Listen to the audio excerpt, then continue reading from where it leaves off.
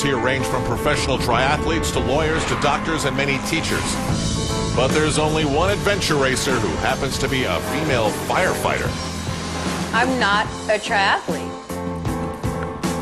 I'm a Rottweiler competing with a bunch of greyhounds.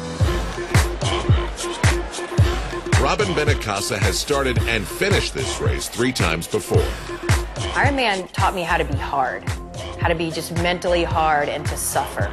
And I took that and brought it to adventure racing.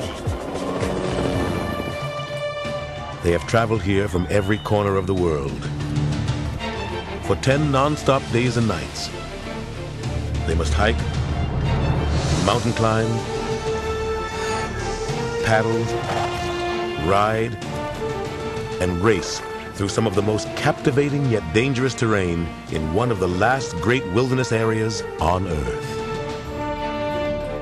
Are you guys ready for an awesome adventure this afternoon?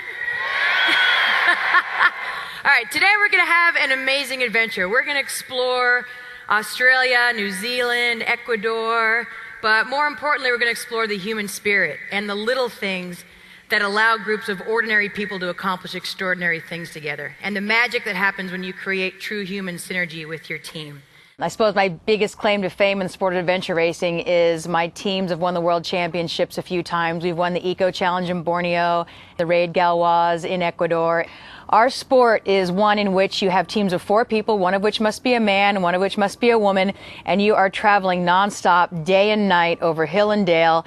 They will drop you in the middle of nowhere with a map and a compass, and you have to stay with your teammates for 7 to 10 days nonstop, doing whatever it takes to get from point A to point B. Team builders are ruled by a hope of success and not the fear of failure. So very often we're looking behind us, just trying to stay ahead, worrying, am I going to fail? Is this going to be okay? I used to have a teammate that whenever I looked behind me, because I was a racer that always focused on just staying ahead of the competition, you don't win races by just staying ahead of the competition. You win races by doing what it takes to win races. And every time I turned around, he'd always take my head and spin it around and go, winning is that way. And pretty soon I came to realize, you know what, it's not about not losing, it's about doing what it takes to win. Commitment does not start at the start line. Everybody shows up to a race, everyone shows up to a project, ready to go, full blast, hair on fire, really excited. I'll tell you where commitment starts. Commitment starts when the fun stops. It's real easy when you first start in this business to be all fired up and excited about it, isn't it? Commitment really starts when it's not as much fun anymore. When you're getting home from work late at night, when you haven't made your calls for that day, when you just want to get 1 or 2 more in for that day and you just don't feel like it. That's where commitment starts. Now, what's human synergy and how is it different from teamwork? Well, human synergy is teamwork basically supersized. Human synergy says that we're not just walking side by side together towards a common goal. Sometimes we're literally carrying one another. And that's what we're here to talk about today, helping you build your businesses through human synergy. And we're going to do it the fun way. I'm going to teach it to you the most fun way I know, and that's through the sport of adventure racing. On the ridge to Eton Peak, the lead teams are learning that things are not always as they seem. There's a fake, false summit. It'll be soul-destroying when they get there and realise they've only gone a third of the way and now need to descend and climb higher and higher than ever before. It just takes such courage to overcome the expectation of something being easy and then to find out it's really hard. That's what Eco Challenge is all about, though. Digging deep in your soul and keeping going. It's a race about character. I remember that whole entire section being a very difficult one for me. I was pushed to my limit. It was incredibly hot. My feet hurt so bad. The terrain was really uneven, and the section was a lot longer than we ever dreamed it was. So my expectations of having a nice short caving section and a run back to the beach became this 6-hour night marathon on really bad feet with the team right on our heels. We have the Eco Challenge winners. This is an endurance race that takes place in Borneo or exotic locations all over the world. It's created by the same guy who brought you Survivors, Mark Burnett, and they are on the roof right now preparing for a big rappel down the side of our building. There they are right there. That's Ian, Robyn, Mike, and Isaac. How you doing, guys? And I want to ask you guys, what was the toughest part? It was just so mentally hard. I remember one night in particular, we were laying on the jungle floor with not only bugs crawling around beneath us, but leeches falling from the trees onto us like rain. Oh my ping, God. Ping, ping, ping, ping, all over us. Oh my God. Relinquishment of ego. This is a toughie for a lot of people. We always say your ego is the heaviest thing in your pack. You have to leave your ego at the start line. A lot of us, it's very, very difficult to ask for help and to accept help. It really bonds your team. A great team builder will always accept help. If you want to turn it around, actually accepting help is a gift to the helper. Every time you let somebody help you, you are giving them a gift. Just as when people let you help them, your heart gets bigger. Your heart feels like it's going to explode. So turn that around in your brain and accept help as a gift to the helper. It also really bonds a team. Life away from the training and the competition can be just as intense for Robyn. You see, this is her real job as a firefighter. We can be called to anything at any time, and we have to be ready for that. And that's what I love about being a firefighter. But it's nice to know that as an athlete and as someone who is strong and has a good endurance background, that if the you-know-what does hit the fan, that I'm going to be able to carry that ladder, to the window. I'm going to be able to carry a person out of there, and that's a good feeling.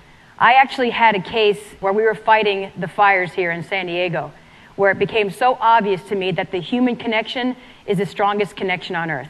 Because at the end of the day, we don't work for a company. We work for people. And I was out fighting these October fires. We were the first in strike team on the morning of October 23rd at 4 a.m. Rancho Bernardo was on fire. 4 o'clock in the morning, I'm standing there on the corner with houses burning all around me, and one fire engine, 500 gallons of water, and 3 other people going, oh my God, now what do we do?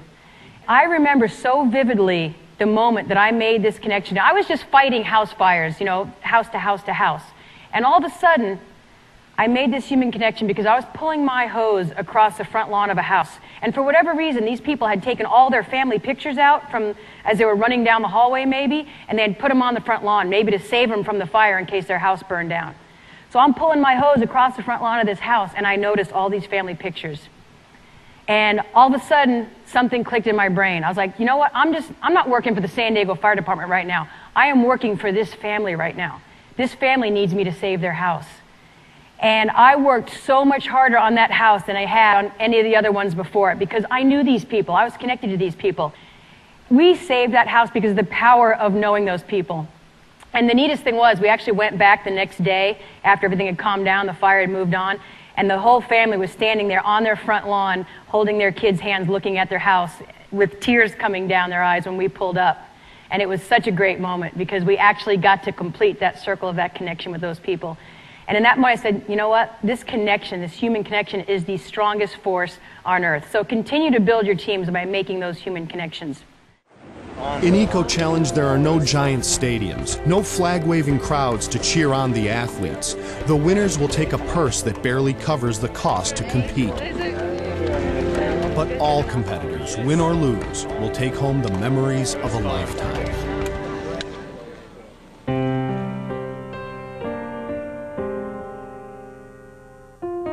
To dig down that deep with 3 other people and to have them love you and support you when you're nasty and disgusting and you're crying or you're scared, knowing that your 4 hearts and your 4 minds are one heart and one mind is such a bonding experience. Winning does not have to be mutually exclusive. A winner is the person that takes everyone across the finish line with them, that brings up the game of everyone around them, that creates that win-win situation with other people. This is the Japanese team in the 1997 Eco Challenge in Australia. They were about halfway through the pack. They were doing really well. They wanted to be the first Japanese team ever to finish an Eco Challenge. And the girl on their team had ripped her Achilles tendon. And all she could do was drag her foot behind her.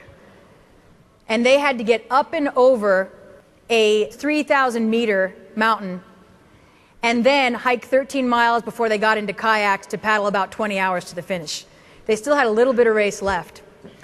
And these guys said, you know what, we're going to reach for this higher power. We want to show the world how a Japanese team performs. When Nahoko finds she can walk no more, she and her companions discover the true meaning of teamwork. Hi, you aren't going to believe this. Team Eastwind taking turns carrying their female teammate up Bartle Frere. No lie, over. They had been carrying her on their back for about 6 hours. She got off and with her walking sticks was able to walk part way, and they put her back on their back when they got to a steep, another steep area, over.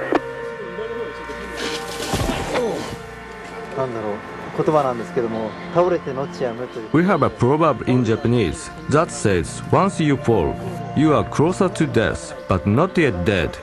So I think this was a test for us to never give up, even under the toughest of odds.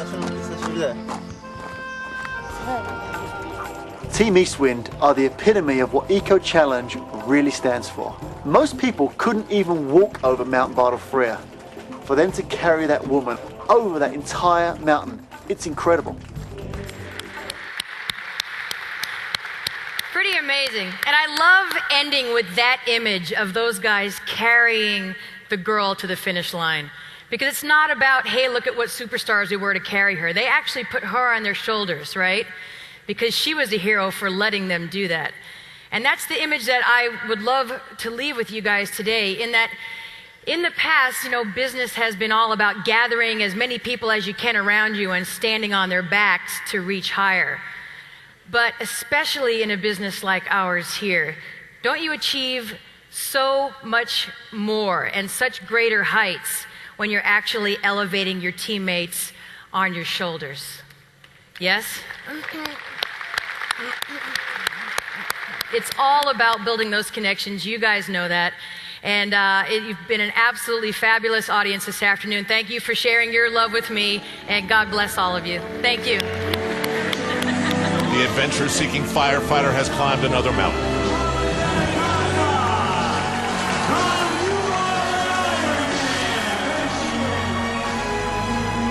Robyn will probably be back for more.